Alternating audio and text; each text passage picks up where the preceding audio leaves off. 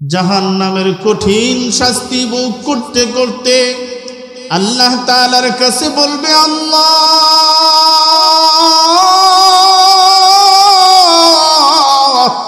আর সইতে পারি না, মৃত্যু চাই প্রভু, মৃত্যু চাই, মৃত্যু দিয়া দাও, মৃত্যু দিয়া দাও। ও বন্ধু, কান্না করতে পারবো কিন্তু মৃত্যু কিন্তু হবে না, মৃত্যু আর হবে না। একবার যে মরে যায় সে দ্বিতীয়বার আর মরে না। অনন্ত অসীমকালের একটা জগতের ভিতরে থাকতে হবে। বন্ধুরা আমার, বাবাজিরা আমার, আমার আল্লাহ পাক রব্বুল আলামিন সেজন্য দুনিয়ার ভিতরে বান্দাদেরকে সতর্ক করার জন্য অনেক নাজ নেয়ামত আল্লাহ পাক রব্বুল আলামিন দিয়েছেন। অনেক নাজ নেয়ামত সম্পর্কে এই সূরা আর রহমানের ভিতরে আল্লাহ পাক রব্বুল আলামিন বলে দিয়েছেন কত কত নাজ নেয়ামত আমার মালিক আমাকে দিয়েছেন, আমাদেরকে কত কত নিয়ামত দিয়েছেন। এর বিস্তারিত সব কিছু এই সূরার ভিতরে দিয়ে দিয়েছেন। শুধু আমাদের জন্য নয়, এই কোরআনুল কারীম আল্লাহ পাক রব্বুল আলামিন গোটা মানব জাতির জন্য হেদায়েতের জন্য দিয়েছেন। হেদায়েত স্বরূপ গোটা মানব জাতির জন্য দিয়েছেন। বন্ধুরা আমার, বাবাজিরা আমার, আমার আল্লাহ পাক রব্বুল আলামিন এই সূরা আর রহমানের শুরুতে বলেন আর রহমান। আল্লাহ তাআলা বলেন এই সূরার ভিতরে আল্লাহ তাআলাই বাচন ভঙ্গিমা দিয়ে বলতেছেন তিনি তো রহমান। রহমান কে জোরে বলেন, কে রহমান জোরে বলেন? আল্লাহ আমাদের রহমান। রহমান কি, রহমান কি জিনিস তা আমাদের জানা দরকার। রহমান অর্থ দয়া। আল্লাহ পাক রব্বুল আলামিন এই সূরার শুরুতে রহমান শব্দ দিয়া আল্লাহ পাক রব্বুল আলামিন বুঝিয়ে দিয়েছেন মালিকের কত দয়া, কত দয়া, কত দয়া আল্লাহ আমাদের উপরে করেছেন। সেই দয়া সম্পর্কে আল্লাহ তাআলা এই সূরা আর রহমানের ভিতরে বর্ণনা করেছেন। বাবা, আর রহমান, রহমান অর্থাৎ দয়া। কি দয়া? দয়া কিরকম? বলে দয়া হলো দুই প্রকার। আল্লাহ পাক রব্বুল আলামিন দয়াটাকে দুই ভাগে বিভক্ত করেছেন। একটা হলো আম, আরেকটা হলো খাস। কি বলেন? একটা হলো আম, আরেকটা হলো খাস। আল্লাহ পাক রব্বুল আলামিন দয়া দুই ভাগে বিভক্ত করিয়া আম দয়া আল্লাহ তাআলা 18,000 মাখলুকাতের ভিতরে বন্টন করে দিয়েছেন। বাবাজিরা আমার, একজন ব্যক্তি আল্লাহ পাক রব্বুল আলামিনকে স্রষ্টা বলিয়া স্বীকার করে না, আল্লাহ তাআলাকে আল্লাহ বলিয়া স্বীকার করে না, আল্লাহ তাআলাকে প্রভু বলিয়া স্বীকার করে না, আল্লাহ তাআলাকে লালন পালন কর্তা বলিয়া স্বীকার করে না, আল্লাহ পাক রব্বুল আলামিনকে রিজিক দাতা বলিয়া স্বীকার করে না, আল্লাহ পাক রব্বুল আলামিনের নাফরমানি করতেছেন, আল্লাহ তাআলার উপর ঈমান আনে না, মূর্তির পায়ের ভিতরে সিজদা করেন, মূর্তির পায়ের ভিতরে সিজদা করেন। বন্ধুরা আমার, বাবাজিরা আমার, মূর্তির পায়ের ভিতরে সিজদা দিয়ে রেখেছেন। আমার আল্লাহ যদি ইচ্ছা করতেন, আমার আল্লাহ যদি চাইতেন, ওই যেই মুহূর্ত মূর্তির পায়ের ভিতরে সিজদা দিয়েছেন ওই মুহূর্তের ভিতরে আল্লাহ পাক রব্বুল আলামিন ব্রেনটাকে নষ্ট করে দিতে পারতেন। ওই অবস্থায় আল্লাহ পাক রব্বুল আলামিন হাতটাকে বিকলাঙ্গ করে দিলে পারতেন। ওই অবস্থায় আমার মাওলাই পাক রব্বুল আলামিন পাটাকে প্যারালাইসিস বানায়া দিলে পারতেন। ওই অবস্থায় আমার প্রভু ইচ্ছা যদি করতেন তাহলে অন্ধ বানায়া দিলে পারতেন, কিন্তু আমার মাওলা তো আম দয়া দুনিয়ার ভিতরে বিস্তার করে দিয়েছেন। না না না, আমি আমার বান্দাকে বিকলাঙ্গ করব না, আমি আমার বান্দাকে প্যারালাইসিস বানায়া দিলাম না। আমার বান্দা যদিও আমাকে অস্বীকার করে, আমাকে যদিও আমার বান্দা নাফরমানি আমার করতেছে, ও বন্ধুরা আমার, বাবাজিরা আমার, রাতের বেলা সমস্ত মানুষ ঘুমিয়ে আছে, চতুর্দিকে দরজা জানালা বন্ধ, সব কিছু বন্ধ। ওই বন্ধ দরজা জানালার মধ্যে সব কিছু আটকাইয়া মোবাইল হাতে নিয়া খারাপ জিনিস দেখতেছে মোবাইলের ভিতরে। সমস্ত মানুষগুলা ঘুমিয়ে আছে, কেউ দেখতেছে না, মালিক আমার দেখতেছে, বান্দা গুনাহ করতেছে, কিন্তু আমার মালিক আমার মাওলা ওই দরজার কিঞ্চিত ফাঁক যে রয়েছে, ওই ফাঁক দিয়া, জানালার কিঞ্চিত ফাঁক রয়েছে, ওই ফাঁক দিয়ে আমার মাওলা পাক রব্বুল আলামিন অক্সিজেন দিয়ে দিয়েছেন, যাতে করে আমার বান্দা গুনাহ করতেছে তারপরেও আমার বান্দা শ্বাসরুদ্ধ হয়ে মারা না যায়। কত বড় দয়াল মাওলা, কত বড় দরদওয়ালা মাওলা, আর পরও আমরা আমার মাওলাকে চিনি না, তারপরও প্রভুকে চিনি না। কত দরদ মালিকের, কত দরদ। ও বাবাজিরা আমার, আমার মালিক পরীক্ষা দেওয়ার জন্য আপনার সামনে হাজির করে দিয়েছেন গরু। ওই গরু আমার মাওলা পাক রব্বুল আলামিন হাজির করে দিয়েছেন, বান্দা তুমি পরীক্ষা দেওয়ার জন্য তোমার শরীর সতেজ রাখার দরকার, এই নাও তোমাকে আমি গরু দিয়ে দিলাম সামনে।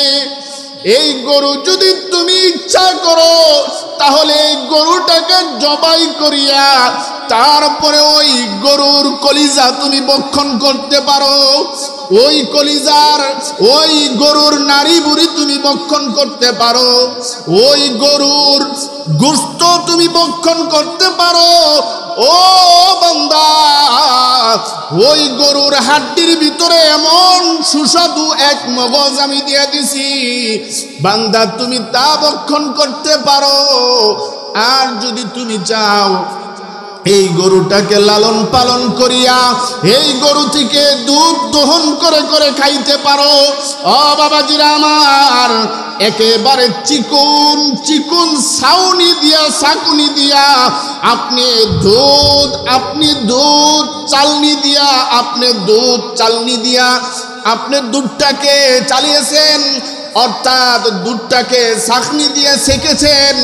ওই ছাঁকনি দিয়া সেকার পরেও ওই দুধ থেকে কিঞ্চিত বালুর রুয়া নিচে দুধের ভিতরে পড়ে যায়, কিন্তু মালিক এমন বড় দয়ালু মালিক, এমন জায়গায় মাওলা দুধ রেখেছেন, এমন জায়গায় দুধ রেখেছেন যেই জায়গা থেকে কিঞ্চিত পরিমাণ বালুর রুয়াও পড়ে না। এত এত ঘাস ওই বকরি, ওই গাবি খাইলো, ইচ্ছা করলে তো হতে পারত একটু ঘাসের রং ওই দুধের ভিতরে যাইলে পারত, কিন্তু আমার মালিক এত বিশুদ্ধ করিয়া ওই দুধকে দুধ আকৃতিতে বানাইয়া আমার আর আপনার সামনে হাজির করে দিয়েছে। বান্দা, বড় নিয়ামত দিয়েছি, খাও খাও খাও। তারপরেও শুনো, ভালো করে পরীক্ষা দাও, ভালো করে পরীক্ষা দাও। আমার মালিক বড় রহমান, বড় দয়ালু। আমার আল্লাহ পাক রব্বুল আলামিন গোটা জাতির ভিতরে, গোটা দুনিয়ার ভিতরে, গোটা 18,000 মাখলুকাতের ভিতরে রহমত বন্টন করে দিয়েছে। এ বাবাজিরা আমার, আপনি আর আমি শীতের কনকনের রজনীতে শীতের কারণে ঘর থেকে বের হতে পারি না। শীতের যন্ত্রণায় পুরা শরীর বরফের মতো ঠান্ডা হয়ে যায়। চেয়ে দেখুন, তাকায় দেখুন, একটা গরুর চামড়া মালিক দিয়ে দিয়েছেন। কনকনি শীতের রজনীও যদি হয় তাহলে ওই গরুর ভিতরে তার শীত ঢুকতে পারে না। শুধু কি তাই, ওই চামড়া দিয়া মানুষ শীতের কাপড় বানায়, ওই পশম দিয়া মানুষ শীতের কাপড় বানায়। এ বাবা, তারপরেও কি মালিকের কত দয়া আমাদের দিলে আসে না? চোখের সামনে দেখি বাবা চলে যায়, চোখের সামনে দেখি ভাই চলে যায়, চোখের সামনে দেখি বোন চলে যায়, চোখের সামনে দেখি আমাদের আত্মীয় স্বজন কত চলে যাচ্ছে, তারপরও আমাদের দিলের ভিতরে ধাক্কা লাগে না, আমাদের দিলের ভিতরে ভয় হয় না। আর কত ভয় হবে?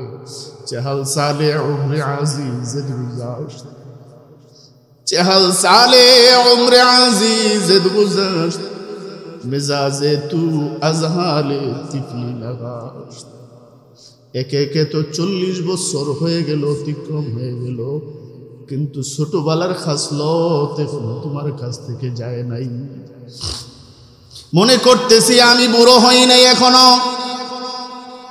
এই তো আমার চুল পাকিয়ে গেছে, দাড়ি সাদা হয়ে গেছে, আমার তো মৃত্যুর চিঠি আসছে।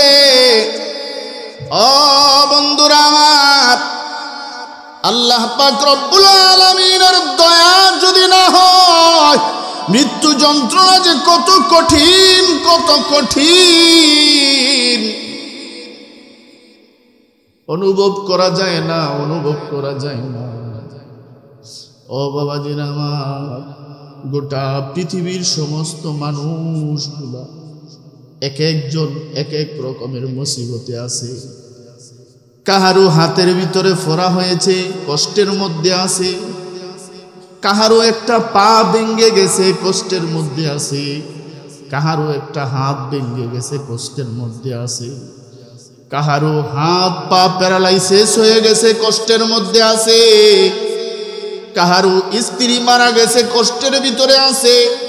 কাহারো ভাই মারা গেছে, কষ্টের ভিতরে আছে। কামাই করে ঠিক মতো নিজের সংসার চালাইতে পারে না, কষ্টের মধ্যে আছে।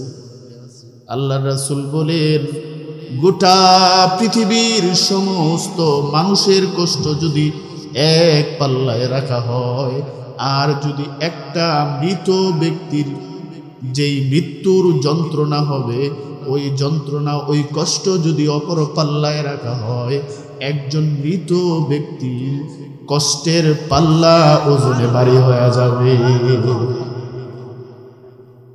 কোথায় পড়ে রয়েছেন, কোথায় পড়ে রয়েছেন? এজন্য আল্লাহ পাক রব্বুল আলামিন বলে দিয়েছেন, আমি হলাম রহমান, আমি হলাম রহমান। রহমান অর্থাৎ দয়াকে আল্লাহ তাআলা 2 ভাগে বিভক্ত করেছেন। এক ভাগ দয়া গোটা পৃথিবীর ভিতরে বিস্তার করে দিয়েছেন, 18,000 মাখলুকাতের মধ্যে বিস্তার করে দিয়েছেন। ও বন্ধুরা আমার, বাবাজিরা আমার, আরেক ভাগ দয়া আল্লাহ পাক রব্বুল আলামিন সবাইকে দেয় নাই। দয়া তো এক ভাগ আল্লাহ পাক রব্বুল আলামিন গোটা মাখলুকের মধ্যে দিয়েছেন। যে নাকি আল্লাহ তাআলাকে মানে তাকেও দেয়, যে মানে না তাকেও দেয়।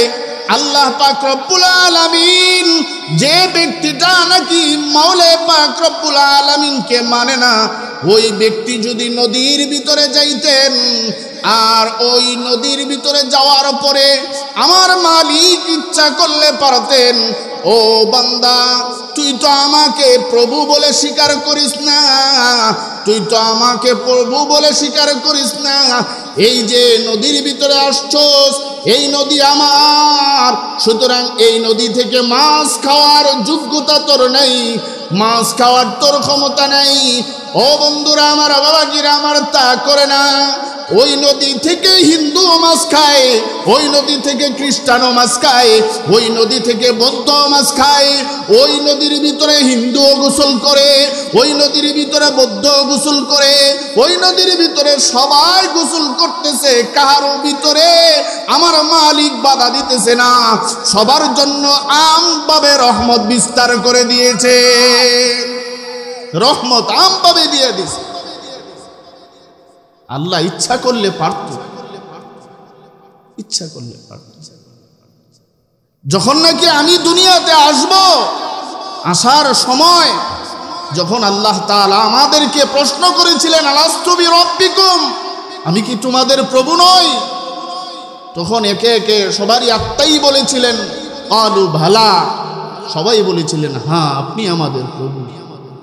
তখন এই মালিক পরীক্ষা করে নিয়েছিলেন, আর তখনও তো পরীক্ষার দরকার হয় না।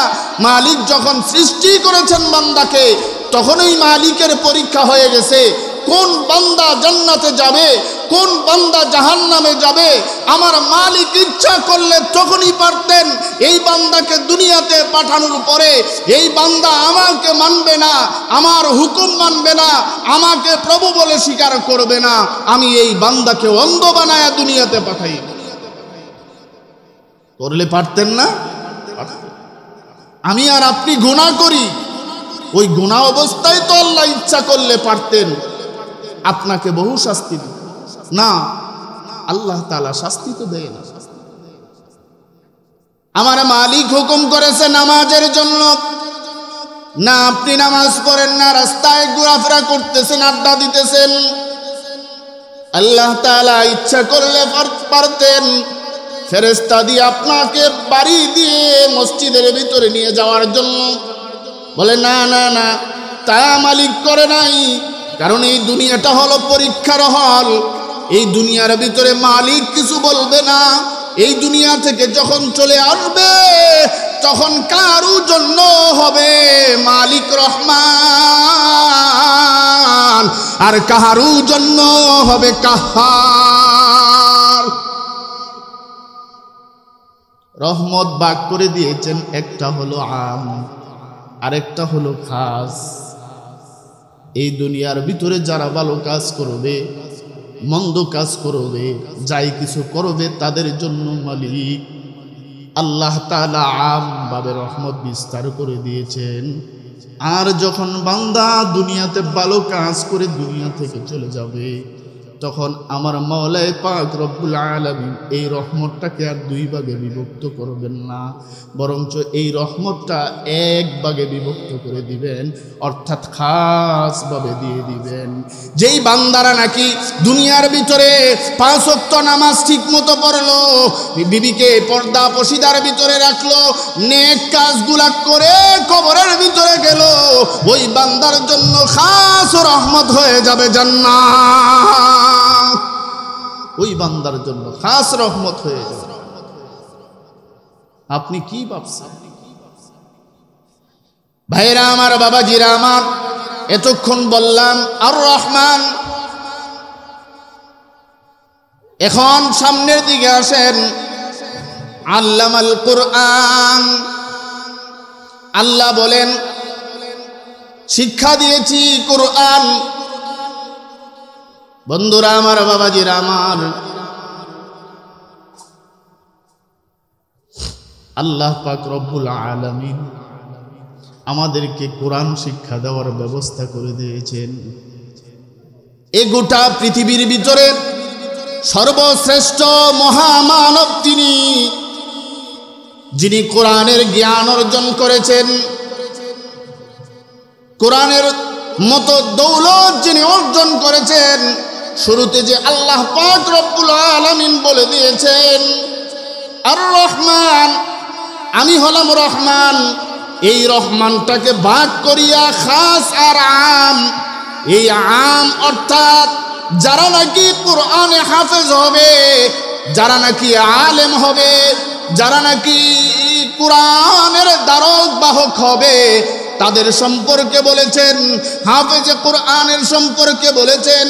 আল্লাহর রাসূল বলেন, এই দুনিয়া থেকে যখন হাফেজে কোরআন সে সহি শুদ্ধভাবে কোরআনকে ঠিক মতো মুখস্থ করলো আর তদ অনুযায়ী আমল করিয়া যখন কবরের ভিতরে গেল, কবরে যাওয়ার পরে মালিক ডাক দিয়ে বলবে, ও আমার বান্দা পড়ো পড়ো, আর হাফেজে কোরআন পড়তে থাকবে, বিসমিল্লাহির রহমানির রহিম, আলহামদুলিল্লাহি রাব্বিল আলামিন, আর-রহমানির রহিম, মালিকি ইয়াউমিদ্দিন, إياك نعبد وإياك نستعين، اهدنا الصراط المستقيم، صراط الذين أنعمت عليهم غير المغضوب عليهم ولا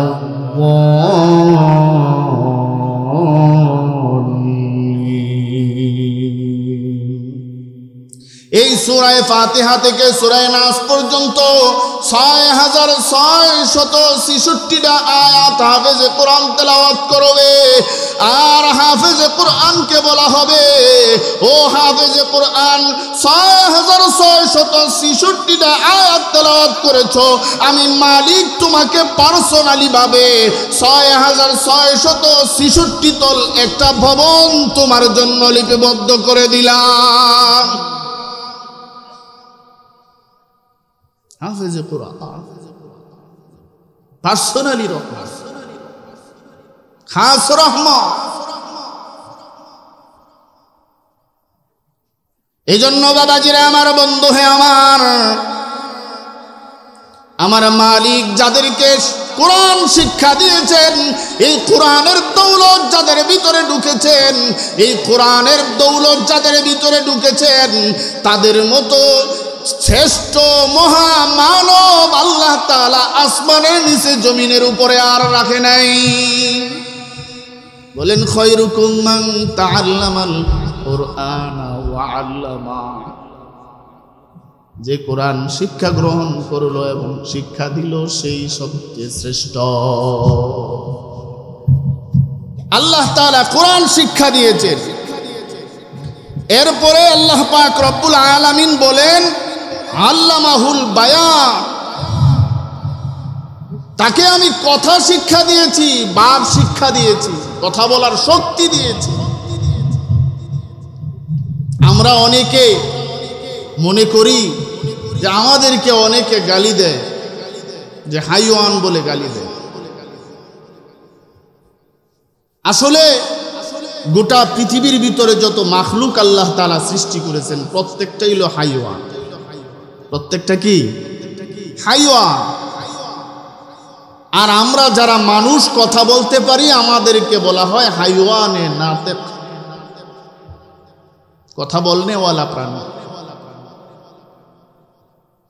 আমাদেরকে মালিক কথা শিক্ষা দিয়েছেন, এটাও তো বড় একটা নিয়ামত, এটাও তো বড় একটা, এটাও তো মহান প্রভুর একটা বড় রহমত। একটা গরুর পেট ব্যথা হয়েছে, একটা বকরির পেট ব্যথা হয়েছে, একটা বিড়ালের পেট ব্যথা হয়েছে, একটা গরুর অসুখ হয়েছে, বিভিন্ন অসুখ বিসুখে ভুগতেছে, কিন্তু গরু কথা বলতে পারে না। তার দেহের ভিতরে কি যন্ত্রণা করতেছে সে বলতে পারে না। কিন্তু আমি মানুষ, আমাকে মহান রব্বুল আলামিন শুধু কথা বলার যোগ্যতাই দেয় নাই, আমারে মালিক ব্রেন দিয়েছে, মস্তিষ্ক দিয়েছে বুঝার জন্য। আমারকে এমন ব্রেন দান করেছে, এমন মস্তিষ্ক দান করেছেন, আমি যাতে করে আমার শরীরের ভিতরে কি অসুবিধা হইতেছে সব আমি ব্রেনকে ধরে ফেলতে পারি, আর জবান দিয়ে আমি বলে ফেলতে পারি, জবান দিয়ে বলতে পারি। আপনি যারা বোবা তাদের কাছে জিজ্ঞাসা করে দেখবেন যে তোমার যে জবান নাই, এই জবানটা কত বড় নিয়ামত, কত বড় মালিকের দৌলত। যার চক্ষু নাই তার কাছে জিজ্ঞাসা করে দেখবেন চক্ষুটা কত বড় একটা নিয়ামত। ও বাবাজিরা আমার, একটা ব্যক্তির যদি একটা হাত না থাকে, একটা হাতের যে কি মূল্য তার কাছে জিজ্ঞাসা করলে পাবে। এমন কোন অঙ্গ প্রত্যঙ্গ মালিক দেয় নাই যেই অঙ্গটার দাম দুনিয়ার ভিতরে নাই। এখানের ভিতরে সবাই বসে আছেন, সবাই এখানে বসে আছেন। কোনো একটা ব্যক্তি যদি আসিয়া বলে আমার কোটি কোটি টাকার সম্পদ আছে, কোটি কোটি টাকার সম্পদ আছে, আমার বাড়ি আছে, আমার গাড়ি আছে, সব কিছু আছে, আমার দুইটা কিডনি নষ্ট হয়ে গেছে, তোমার দুইটা কিডনি ভালো আছে, তোমার কাছে চাই দুইটা কিডনি আমাকে তুমি দিয়ে দাও, আমার গোটা সব সম্পত্তি নিয়ে নাও, আপনি দিবেন। তাহলে বোঝা গেল কোটি কোটি টাকার চাইতো দুইটা কিডনির মূল্য অনেক বেশি। এটা কি মালিকের দয়া নয়? মালিকের দয়া। তারপরেও আমরা মালিককে চিনি না, তারপরেও মালিককে চিনি না, তারপরেও মালিককে চিনি না। হায় আফসোস। বাবাজিরা আমার সাবধান, মালিককে না চিনে কিন্তু কবরে যাবেন না, সামনের মঞ্জিলে কিন্তু ভয় আছে। সামনের মঞ্জিলে ভয় আছে, ভয় আছে।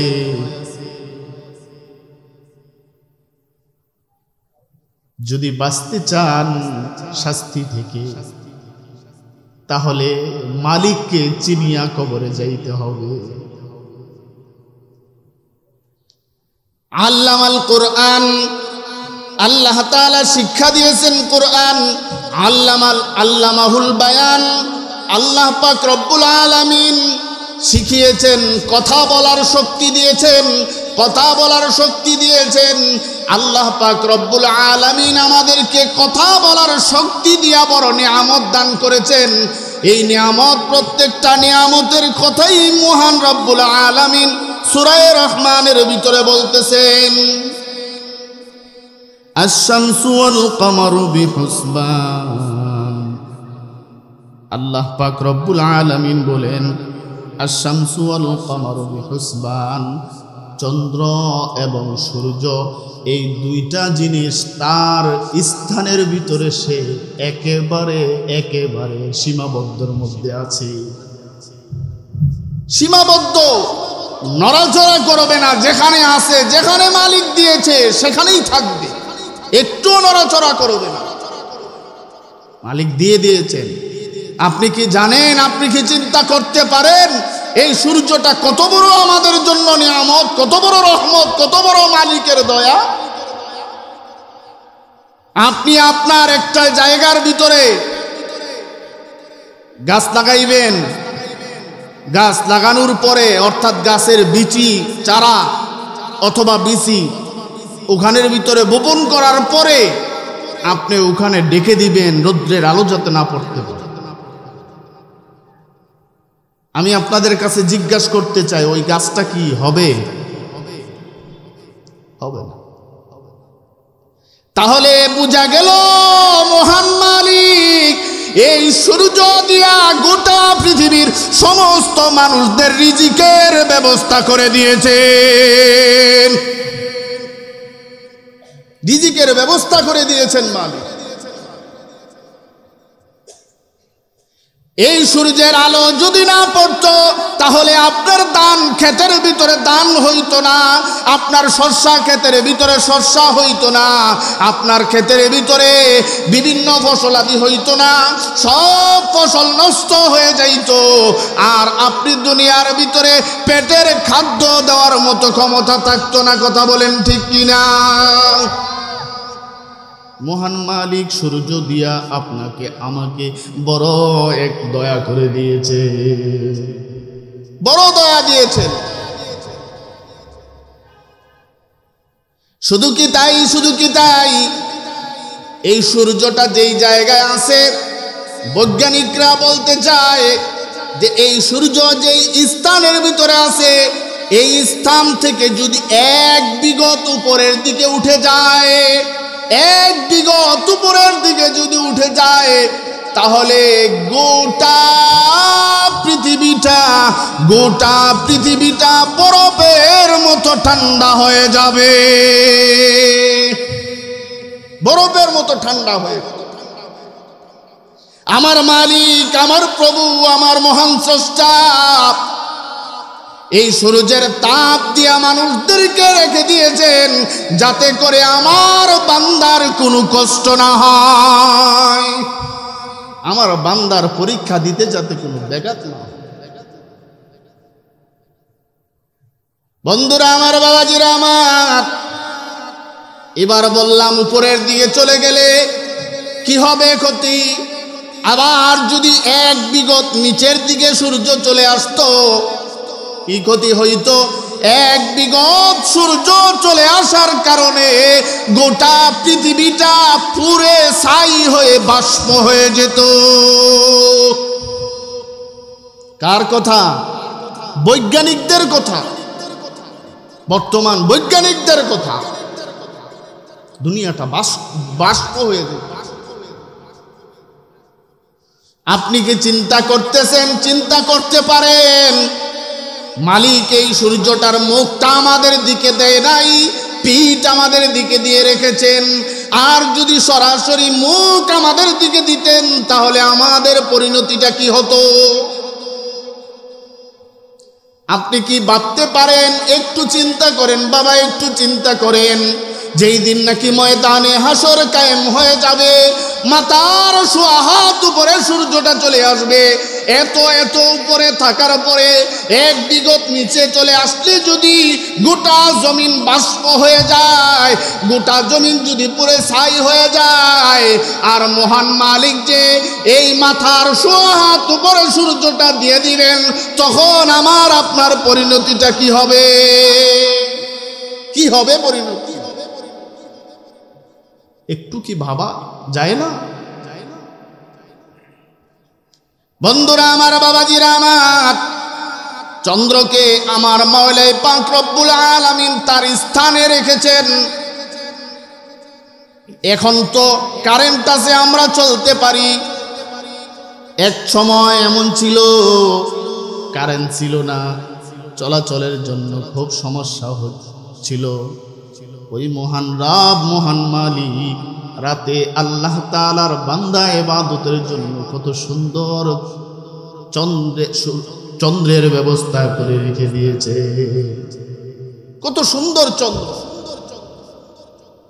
এই চন্দ্র কি শুধু তাই, আমার মহান রব্বুল আলামিন যে চন্দ্র দিয়েছেন, এই চন্দ্রটা যদি এক বিঘত উপরের দিকে চলে যেত, এক বিঘত উপরের দিকে চলে যেত, তাহলে এই দুনিয়াটা তামা হয়ে যেত, তামা হয়ে যেত, তামা। কারণ হলো এই চন্দ্র ঠান্ডা তাপ দিয়ে সূর্যের তাপকে কমিয়ে রেখেছে। আবার যদি এক বিঘত নিচে চলে আসতো, তাহলে গোটা দুনিয়াটা পানিতে প্লাবিত হয়ে যেত। তাহলে এই চন্দ্র আর এই সূর্য আমাদের জন্য রহমত কিনা বলেন? আম রহমত, গোটা পৃথিবীর সমস্ত মাখলুকের জন্য রহমত। এখন বন্ধুরা আমার, বাবাজিরা আমার, আপনি ইচ্ছা করলে হতে পারেন আম রহমতের মালিক, আপনি যদি ইচ্ছা করেন তাহলে হতে পারেন খাস রহমতের মালিক। আল্লাহ তাআলা খাস দয়া, আল্লাহ তাআলার খাস দয়ার অন্তর্ভুক্ত হতে পারেন, অথবা আল্লাহ তাআলার আম দয়ার অন্তর্ভুক্ত হতে পারেন। আল্লাহ তাআলার আম দয়ার অন্তর্ভুক্ত বেনমাজি, আল্লাহ তাআলার আম দয়ার অন্তর্ভুক্ত কাফের, মুশরিক, হিন্দু, বৌদ্ধ, খ্রিস্টান, নাসারা, চারাল, কামার, কুমার, এই গরু, ছাগল, ভেড়া, মহিষ ইত্যাদি যা কিছু আছে সব কিছু আল্লাহ তাআলার আম দয়ার মধ্যে অন্তর্ভুক্ত। আল্লাহ তাআলার আম দয়া পাচ্ছে সকল, কিন্তু আল্লাহ তাআলার খাস দয়া পাবে তারা যারা নাকি আল্লাহ তাআলার হুকুমে চলবে, যারা আল্লাহ তাআলার হুকুমে চলবে। ও বন্ধু, আপনি নামাজ পড়েন না, এমনও তো হতে পারে কালকে বেনমাজি আপনি কবরে চলে গেছে, আপনি বেনমাজি হয়েই কবরে চলে গেছে। আপনি গুনার কাজ যখন করতেছেন তখন একটু ভাবেন, একটু চিন্তা করেন যে আল্লাহ পাক রব্বুল আলামিনের নাফরমানি করছি, এই অবস্থায় যদি আমার মৃত্যু হয়ে যায় কি হবে আমার পরিণতি?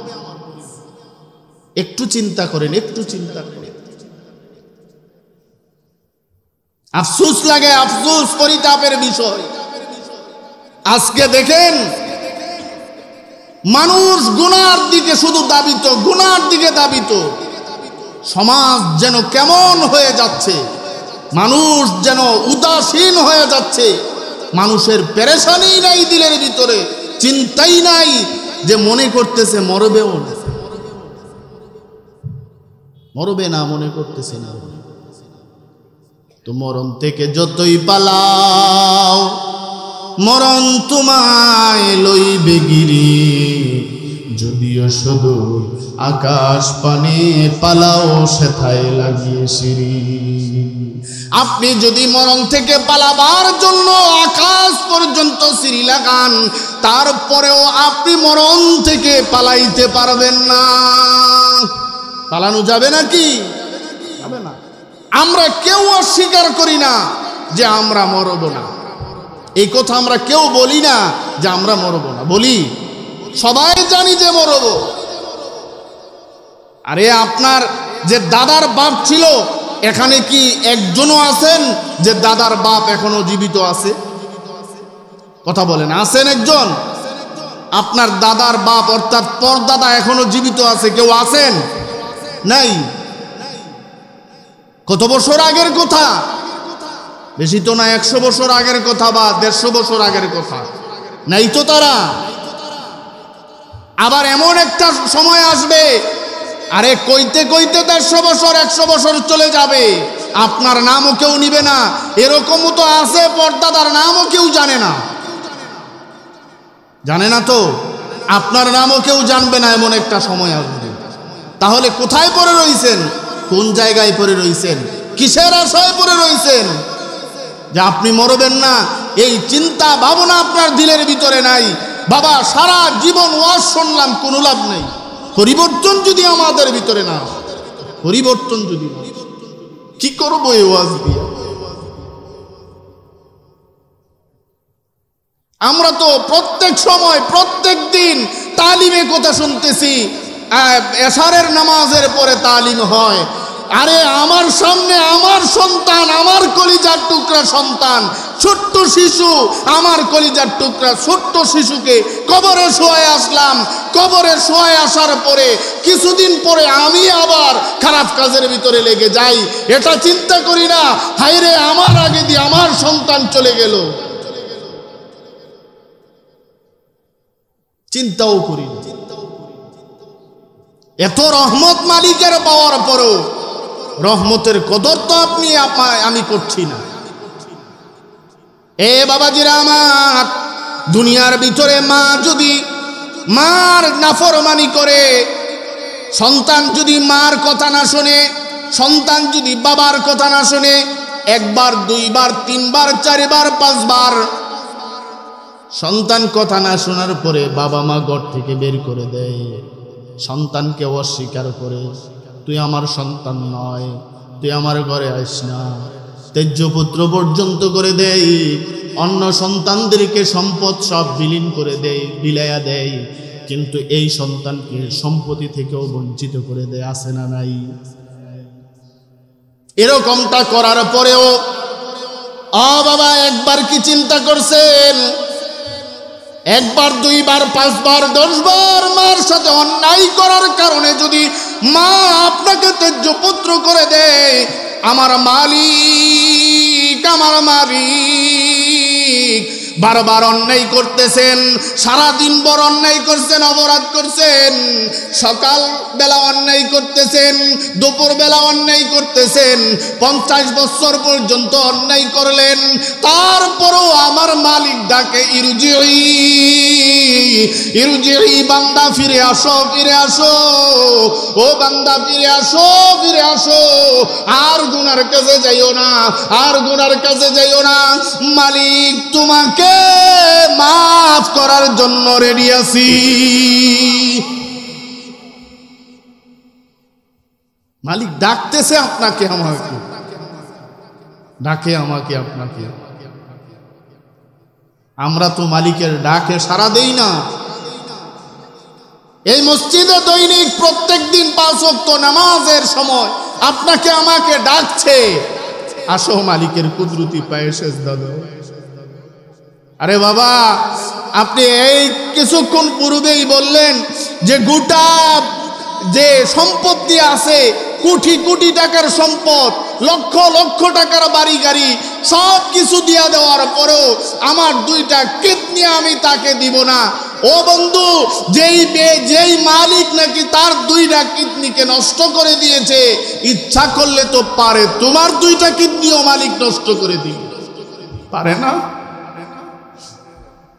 একটা ব্যক্তি কি ক্যান্সার রোগ হয়েছে, আপনার কাছে আসিয়া বলে যে আমার ক্যান্সার রোগ হয়েছে। একটা ডাক্তারের কাছে যায়, আমার ক্যান্সার রোগ হয়েছে। ডাক্তারের কাছে গিয়া বলে, ও ডাক্তার, আমার সব সম্পত্তি যা আছে সব কিছু আমি দিয়া দিতে চাই, তারপরও আমাকে সুস্থ করে তোলেন, আমার ক্যান্সার যাতে ভালো হয় এরকম একটা চিকিৎসা করেন। এ বাবা, ওই ব্যক্তির ক্যান্সার হয়েছে, আপনার যে ক্যান্সার হইতে পারে এটা কি আপনি চিন্তা করেন না? একবারও তো বাবার দরকার নয়। এজন্য বাবাজিরা আমার, বন্ধু হে আমার, আজ থেকে এই মজলিস থেকে এরকম কোন ভাই আছেন প্রতিজ্ঞা করতে পারবেন যে হুজুর আজকে থেকে তওবা করলাম, আর কোনোদিন নামাজ ছাড়বো না? একটু হাত তুলে দেখায়া দেন, আল্লাহরে একটু দেখায়া দেন, আর কোনোদিন নামাজ ছাড়বো না, আর কোনোদিন নামাজ ছাড়বো না। আল্লাহুম্মা আমিন। যদি এই কথার উপর আমল করতে পারেন আজকের মাহফিল সাফ। এরকম কোন যুবক আছেন এই মজলিসের ভিতরে যে হুজুর আজকে থেকে ওয়াদা করলাম আর কোনোদিন রাসূলের সুন্নাত দাড়ির ভিতরে খুর লাগাবো না? কোন যুবক আছেন? একটু হাত তুলে দেখান তো দেখি। আল্লাহু আকবার। আল্লাহ এই যুবকগুলারে তুমি কবুল করো, আমিন। আল্লাহ কবুল করো, আমিন। এই কথার উপর যদি আমল করতে পারেন তাহলে আপনার আমার জীবন, আজকের এই মাহফিল সার্থক, আপনার আমার জীবন সার্থক। ও বাবা, কে জাহান্নামে যাবে কে জান্নাতে যাবে জানি না। আজকে আমি এখানে আপনাদের জন্য দ্বীনের দাওয়াত নিয়ে আসছি, দ্বীনের দাওয়াত দিতেছি। হয়তোবা হতে পারে আমিও তো জাহান্নামের ইন্ধন হয়ে যাব। যদি কোনোদিন দুনিয়া থেকে বিদায় নিয়েই ফেলি, দুনিয়া থেকে চলেই যাই, আর যদি কাল হাসরের ময়দানে দেখাই হয় আমার কোনো কথার কারণে আমার কোনো রাসূলের বাণী যেটা আমি আপনাদেরকে শুনিয়েছি ওই শোনানোর কারণে যদি আপনি মুক্তি পেয়ে যান, অন্তত আমি ওদমকে ছাড়া যাইনি। এখানে আমরা যারা আছি একজন আরেকজন প্রতিজ্ঞা করি, আমি যদি জান্নাতে চলে যাই, আমার বাবাকে ছাড়া আমি জান্নাতে যাব না, আমার মাকে ছাড়া আমি জান্নাতে যাব না। ও বাবা, আজকের মজলিস সার্থক হবে যদি আপনি আমল করতে পারেন। বহু আলোচনা হয়, মহল্লায় মহল্লায়, পাড়ায় পাড়ায়, হাটে বাজারে, সব জায়গায় ওয়াজ মাহফিল হচ্ছে, সব জায়গায় দ্বীনি তালিম হচ্ছে। আলেম ওলামা ভরপুর হয়ে যাচ্ছে, কিন্তু শুধু আমলের ভিতরে ত্রুটি হয়ে যাচ্ছে। আমল নাই। আমরা তো দেখতাম যে মসজিদে প্রবেশ করতো ডাইন পায়ে ঢুকো, মসজিদ থেকে বের হও ডাইন পাও বাম পাও দিয়ে বের হও, প্রস্রাব পায়খানা করতে ঢুকো বাম পাও দিয়ে ঢুকো, আবার প্রস্রাব পায়খানা থেকে বের হও ডান পাও দিয়ে বের হও, প্রস্রাবে ঢুকতে গেলে দোয়া পড়ো, বের হতে গেলে দোয়া পড়ো, মসজিদে ঢুকতে গেলে দোয়া পড়ো, বের হতে গেলে দোয়া পড়ো, খাবার যখন খাইতে চাও তখন দোয়া পড়ো, খাবার শেষ হলে দোয়া পড়ো। নাই আমল সব শেষ। এই আল্লাহ তাআলার দয়া যদি আমরা পেতে চাই, আল্লাহ তাআলার খাস দয়ার ভিতরে একটা দয়া হবে, সেটা হবে আরশের নিচে আল্লাহ তাআলা ছায়া দান করবে। সুবহানাল্লাহ বলবেন, আরশের নিচে ছায়া দান।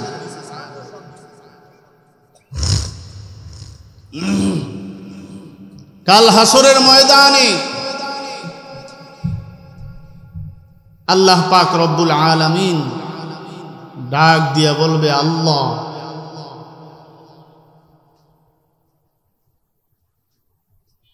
আল্লাহ তাআলা ডাক দিয়া বলবে, ও আলেম সমাজ, আসো তোমাদেরকে আগে আমি জান্নাতে দিব। তোমাদেরকে আগে কি দিব? জান্নাতে দিব। আলেম সময় আগায়া যাবে, আরেক দল দাঁড়ায়া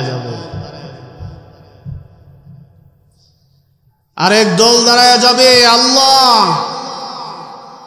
আমরা চাই আলেমদের আগেও আমরা জান্নাতে যেতে চাই। তুমি কিভাবে আলেমদের আগে জান্নাতে যাবে? কিভাবে যাবা? বলবে, আল্লাহ আলেমরা যেই মাদ্রাসায় লেখাপড়া করত, আলেমরা যেই মসজিদে চাকরি বাকরি করত, ওই মসজিদ এবং মাদ্রাসা রক্ষণাবেক্ষণের দায়িত্ব ছিল আমাদের। আমরা তাদেরকে অর্থ দিতাম, টাকা দিতাম, পয়সা দিতাম, সব কিছু দিয়া মসজিদ মাদ্রাসাকে আমরা সুন্দরভাবে পরিপাটি করে রাখি। মালিক আমাদেরকে কি জান্নাতে দিব না? আল্লাহ বলবে, তাহলে যাও, আমি আলেমদেরকেও জান্নাতে দিয়ে দিলাম, তোমাদেরকেও জান্নাতের মালিক বানাবো। আলেমদের সাথে জান্নাতে আমরা থাকতে চাই তো ইনশাআল্লাহ।